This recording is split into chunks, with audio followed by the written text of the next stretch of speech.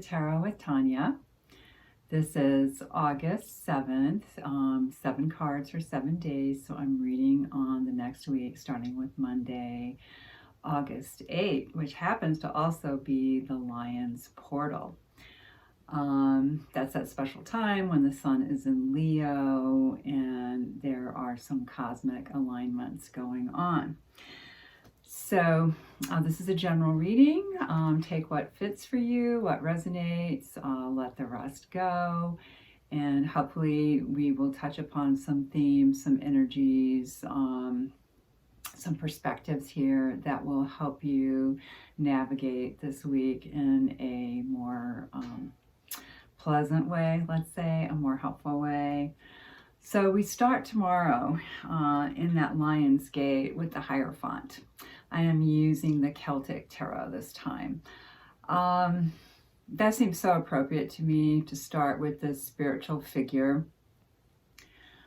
I have seen some descriptions of the Hierophant as being part of the hierarchy in that old belief that we need an intermediary between ourselves and spirit. Kind of somewhat of a guru or a priest or whatever holy person is supposed to be that connection for you. I feel like that's really changed, and now we are learning to find that within ourselves. I mean, that's part of it for me, to encourage you to reach in and find those archetypes, find that spiritual wisdom that you have. So, you know, it's traditionally a masculine figure in terms of the energy, but it's also a masculine figure that wears a robe. So there's some recognition of the divine feminine in that. So it's a 5. It's an earth, not an earth number, but a person number. 5 is the number of people. So here we are with this opportunity to maybe see things differently in this new Lion's Gate portal tomorrow. That's so much about creativity, independence, using your heart energy and coming at the world from that direction. So hopefully tomorrow is a great day to do some affirmations for yourself, to set some intentions for your spirituality for the week, maybe for the rest of the year. Then on Tuesday, we get the lovely, lovely 10 of Cups. To me, that's a happy card. It is often depicted as a happy family, you know, emotionally supportive of one another, reaching a place, you know, a pinnacle, because the 10, you know, after the 10, of course, it returns back to the 1.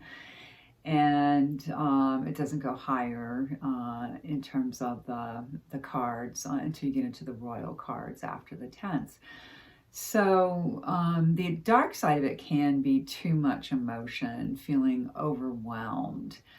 So maybe you pay attention to that point where that starts to happen, where you feel like, okay, that's enough. I'm at that place where I'm saturated with the emotions.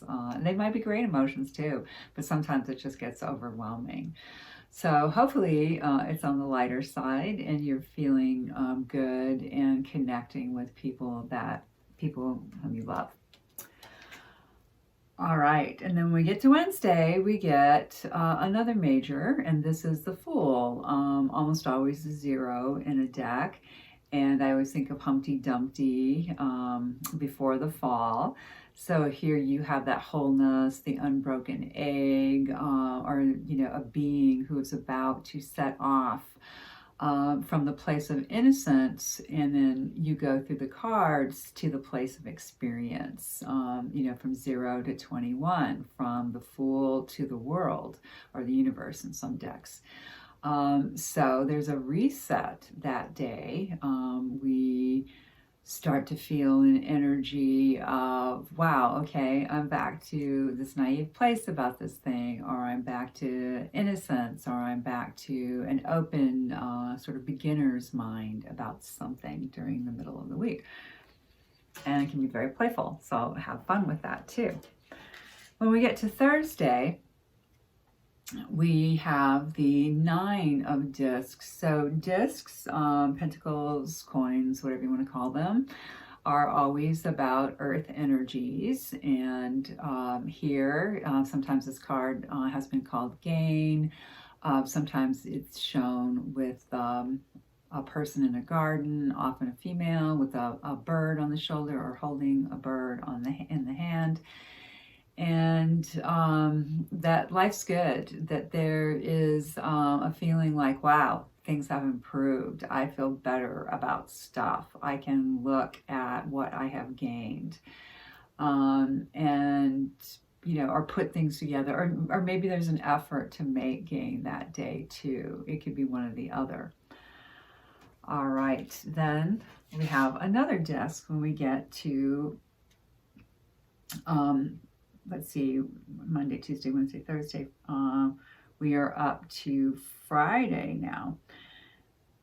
And that is the 7 of discs. I often think of this one as taking stock of something, stepping back, looking at your assets. It connects numerically, 7s are all connected to the Chariot. And that to me is getting ready to go forward or going forward. Often I think of it as a sense of preparation, kind of depends on what you see in a particular deck. Here you've got these lovely discs all stacked and flowing, 3 on the top, 3 on the bottom, and then this one in the middle that is connecting them. So maybe different kinds of issues you've been working on physically come together, that there is some way that you feel you have more insight, perspective on what you are doing with your assets, how you are managing them. And I would include time with that. It's so easy to just let it slip away from us, but how are we using it? How are we giving it away? How are we making the most of it? When we get to Saturday, we have a Wands card. That's our first Wands. So far, it's been the Cups and the Discs, the Earth, and emotional energy. Wands are that instinctive energy, oh, I should do this, I know this, I feel this is sudden. Can be like an urge or something like that. When it comes to the 10, so we started the week, Tuesday anyway, our second day, with the 10 of Cups, that happy feeling, the family connection, the good emotions, the peak emotions, or maybe a little overwhelm emotionally, to now a kind of energetic ending. It could also come from a place of overwhelm, like, wow, I am finished with that. I can no longer do that. I can no longer go on this way. I cannot put myself in this position. Often it's like a burden. There's just too much energetically going on. Maybe too many fires to put out, or too many brands in the fire, just a sense of like, wow, gotta settle some of this, gotta put some of it to the side, pull away from some of it. So that's our Friday. It could be a lot of enthusiasm peaking too. So that's another possibility there. And then when we get back around to Sunday, we have the 6 of discs or pentacles, coins. So that's the third one for the week. So that energy is pretty strong this week. It could be that this is the month where you start to say, okay, projects need to be completed. plans need to be made, things need to be put in order, and this can be also feeling like you have your assets together. There's a generosity that can be associated with this card, enough to share with other people.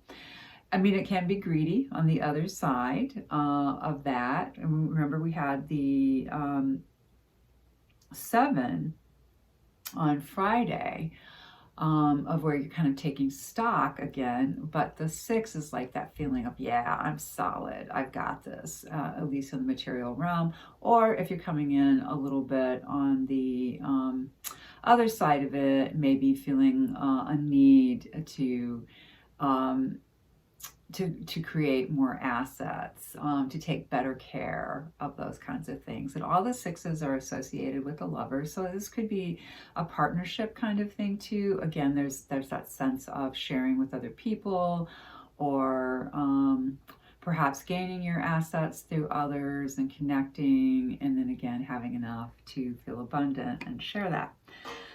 So recapping the week, we have 2 majors, so there's some balance in that. The first one on the Lion's Gate, Monday is the Hierophant, and then by Wednesday, back to this big reset, the Fool.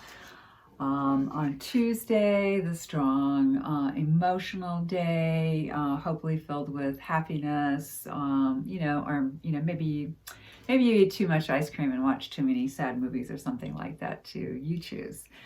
And then days of discs too, with Thursday and Friday having first the 9 and then the 7. So a lot of emphasis on what am I doing with my physical self? What am I doing with my assets, my physicality? And then I feel like the most challenging day might be Saturday. And, that can be the day where a lot of people do errands, try to do projects, things like that. Just don't overdo it. Here in the Midwest, it has been nothing but steamy, lots of heat and humidity most of the summer. I mean, we've had our cool days too, but it's easy to overdo it in this kind of weather. It's been pretty sapping. And then that final day of the 6th, and, looking at your bounty and what you do with that and how you receive it, how you share it, and so forth. I felt like maybe we needed a little bit extra this week, so I drew from my Animal Allies Oracle cards. It's a beautiful deck, and what came up for us was the rat. He's a cute little rat.